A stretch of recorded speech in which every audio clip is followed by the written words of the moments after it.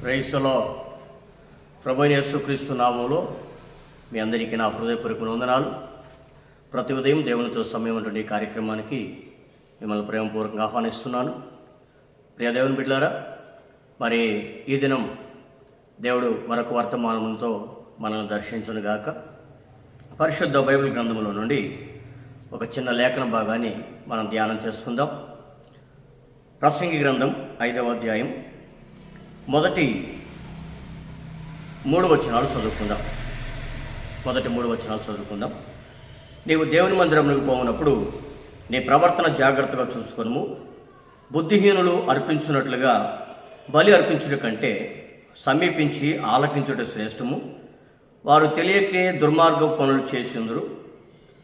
నీవు దేవుని సన్నిధిని అనాలోచితంగా పలుకుటకు నీ హృదయమును త్వరపడనీయక నీ నోటిని కాచుకోము. దేవుడు ఆకాశమందున్నాడు, నీవు భూమి మీద ఉన్నావు. కావున నీ మాటలు కొద్దిగా ఉండవలను. విస్తారమైనటువంటి పనిపాట్ల వలన స్వప్నములు పుట్టును. పెక్కు మాటలు పలుకువాడు బుద్ధిహీనుడగును. వింటున్నారు పిల్లలు? ఇదని మీకు రాయబడినటువంటి యొక్క సారాంశాన్ని మనం గమనిస్తే, మనం దేవుని మందిరానికి వెళ్తున్నప్పుడు మన యొక్క నోటిని జాగ్రత్తగా కాచుకోమనేటువంటి విషయాన్ని ఇక్కడ తెలియజేస్తున్నాడు.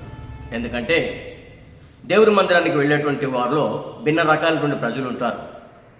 వారిలో పాటల ద్వారా మేము ఘనపరచబడాలి, గొప్ప చేయబడాలి, పాటల ద్వారా మేము అనేకులకు మా యొక్క డంబాన్ని చూపెట్టాలి, మా యొక్క స్వరాన్ని 10 మంది విని అబ్బాష్ అబాష్ అనిపించుకోవాలనేటువంటి తాత్పర్యంతో మందిరానికి వెళ్ళేవాడు కొంతమంది.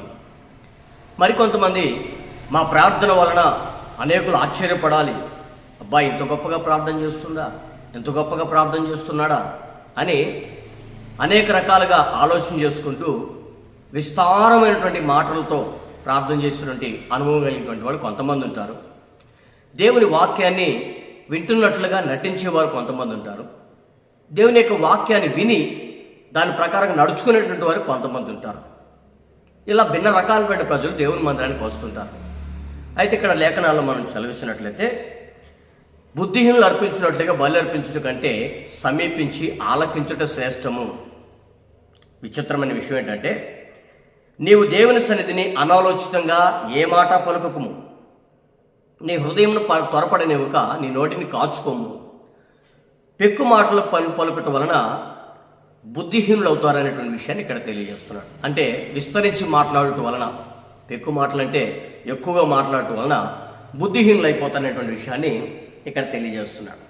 ప్రియులరా, ఈ యొక్క లేఖన భాగాన్ని మనం ఒకసారి ధ్యానం చేసినట్లయితే, ఈ మాట నేను చదువుతున్నప్పుడు క్రొత్త నిబంధన గ్రంథంలో యేసు ప్రభు వారు ఒక ఉపమానం చెప్పారు. ఏమిటంటే, దేవాలయం పోయినప్పుడట తనకు తాను నీతిమంతుడుగా అనిపించుకోవాలనేటువంటి వాడు ఒకడు విస్తరించి ప్రార్థన చేస్తున్నాడట. ఏమని ప్రార్థన చేస్తున్నాడు తెలుసా? ప్రభువా, నేను దొంగల్లాగా లేను, అన్యాయస్తులాగా లేను, వ్యభిచారులాగా లేను, చెడ్డ మాటలు చెడ్డ కార్యాలు చేసినటువంటి వారిలాగా లేను, ఆఖరికి నా పక్కన ఉన్నటువంటి సుంకర్లాగా కూడా నేను లేను అని తన జీవితాన్ని పక్కన ఉన్నటువంటి సుంకర్తో పోల్చుకుంటూ ప్రార్థన చేస్తున్నాడు. ఆ మాట నేను చదువుతాను, ఒకసారి మీరు వినండి. లూకా సువార్త 18వ అధ్యాయం 9వ వచనం నుండి 14వ వచనం వరకు నేను చదువుతాను. మీరు జాగ్రత్తగా దాన్ని ఆలకించగలరని నేను తెలియజేస్తున్నాను. తామే నీతిమంతులమని తమ్మును నమ్ముకొని ఇతరులను తృణీకరించు కొందరితో ఆయన ఉపమానం చెప్పాను. ప్రార్థన చేయుటకై 2 మనుషులు దేవాలయంలోకి వెళ్ళిరి. వారిలో ఒకడు పరిసయ్యుడు, ఒకరు సుంకరి.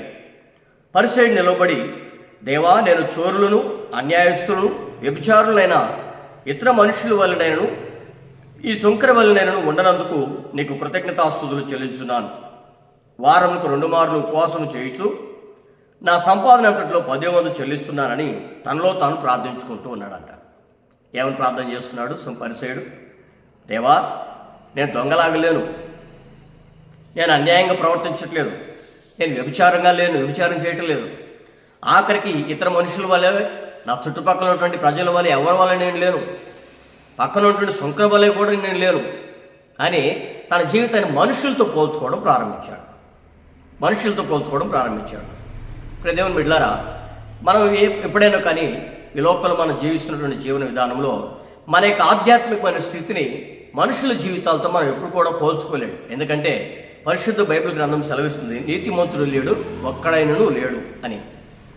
అంటే ప్రపంచంలో భూమి మీద భౌతికంగా నివసిస్తున్నటువంటి ఏ జనములోనైనా, ఆఖరికి దేవుని మందిరంలో నుండి చివరికి దైవ సేవకులలోనైనా కూడా నీతి అనేది ఎక్కడో ఒక చోట ఏదో ఒక సందర్భంలో లోపిస్తూ ఉంటుంది. ఎక్కడో ఒక చోట ఏదో ఒక సందర్భంలో అన్యాయమైనటువంటి పరిస్థితిని ఎదుర్కోవాల్సిన పరిస్థితి వస్తుంది. అబద్ధం ఆడాల్సిన పరిస్థితి వస్తుంది.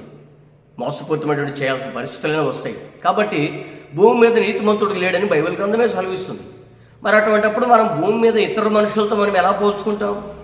మనం పోల్చుకోవాల్సిన దేవుడితో ఇతరులతో కాదు, దేవాతి దేవుడైనటువంటి యేసు ప్రభువాన్ని మనం పక్కన పెట్టుకొని ఆయన పరిశుద్ధతలో మన పరిశుద్ధత ఎంత అనేది మనం ఆలోచన చేసుకొని మన జీవితాన్ని ప్రభుకి అర్పించి మన జీవితాన్ని ముందుకు కొనసాగాలి ఎప్పుడైనా కూడా.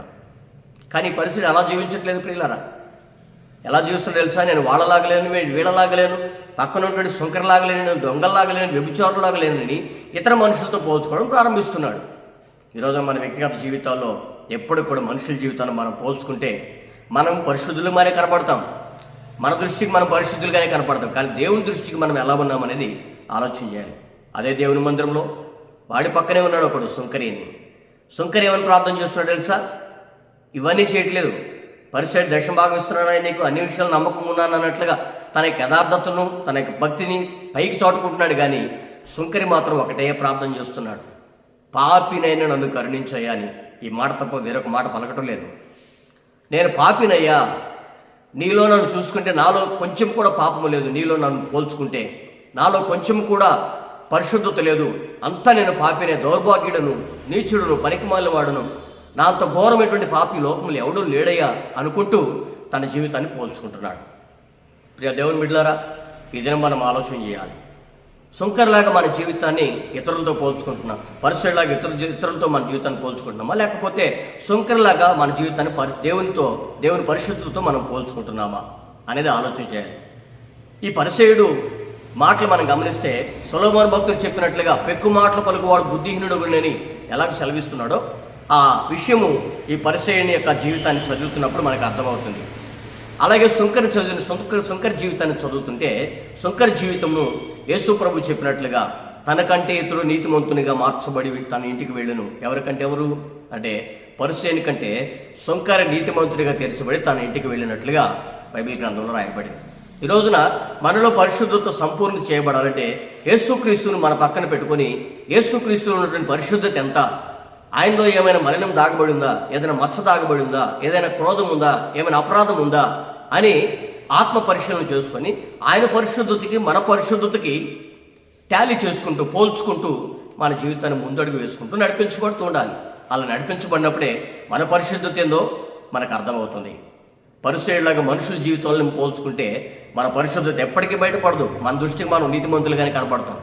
కానీ ఇతరుల దృష్టికి ఎట్లా ఉన్నాం, దేవుని దృష్టికి ఎట్లా ఉన్నాం అనేటువంటి విషయాన్ని మనం గమనించాలి. దేవుని బిడ్డలారా, ఈ దినం మనం ఆలోచన చేద్దాం. ఉదయకాల సమయంలో దేవుడు మన జీవితాన్ని పరిసయుని వలె కాకుండా సుంకరి వలె నీతిమంతునిగా మార్చబడి విస్తరించి మాట్లాడటం వలన మన మనవి వినబడుతుందని అనేకులు ఎలాగ అనుకుంటారని యేసు ప్రభు సెలవిస్తున్నాడో అలాగా మనం విస్తరించి మాట్లాడటం వలన కాదు, కానీ నేను పాపినయ్యా అని మన యొక్క పాపాన్ని దేవుని చేతికి అప్పగించి పరిశుద్ధత వైపు మనం పరుగులెత్తగలిగినట్లయితే యేసు ప్రభు మన యొక్క పాపాన్ని కడిగివేసి మన దోషాన్ని క్షమించి మన యొక్క జీవితంలో పరిశుద్ధతను ఆయన పరిశుద్ధతకు సమానమైన పరిశుద్ధత గలవారు ఉన్నట్లుగా ఆయన క్రియ చేయుటకు శక్తి కలిగిన వాడైనాడు. కాబట్టి ఆ కృపతో, అభిషేకంతో, ఆ భాగ్యంతో మనం నింపబడి నడిపించబడదుము గాక. దేవుడి మాటలు దీవించును గాక.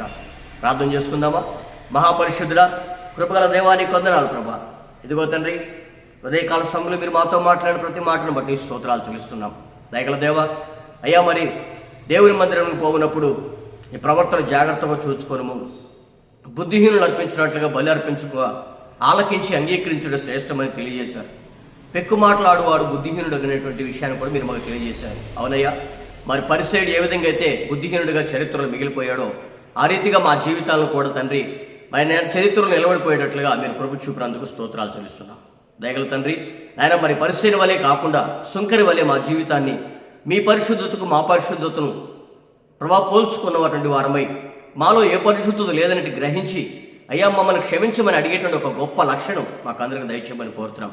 పరిసయ్యుని వలె మనుషులతో మా జీవితాన్ని పోల్చుకోకుండా నీ కొరకు సాక్షులుగా తండ్రి నీ యొక్క పరిశుద్ధతకు సమానమైన పరిశుద్ధత గలవారం మగినట్లుగా మీ ఎదుటకు కృప చూపమని కోరుతున్నాం. మహిమ ఘనత ప్రభావాలు మీరే పొందుకునమని మీ ఘనమైన కృపగల హస్తానికి మా జీవితాలను అప్పగిస్తూ యేసు నామములో అడిగి వేడుకొనిచున్నాం తండ్రి, ఆమేన్. మంచిది ప్రియులారా, మీ అందరికీ మా హృదయపూర్వకమైన వందనాలు తెలియజేస్తున్నాం. మరి ఈ యొక్క వాక్యాన్ని మీరు వినండి, అనేకులకు షేర్ చేయండి, తద్వారా మా పరిచయను ప్రోత్సహించండి.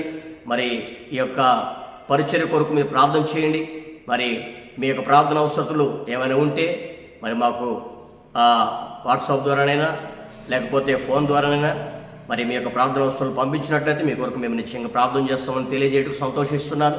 కాబట్టి ఈ యొక్క కార్యాన్ని దేవుడు దీవెనకరంగా జరిగించేటట్లుగా, భవిష్యత్తులో అనేకులకు ఆశీర్వాదకరంగా మార్చబడేటట్లుగా అనేకులకు షేర్ చేయగలరని తెలియజేస్తూ ఈ మాటలు ముగిస్తున్నాను. సెలవు తీసుకుందాం.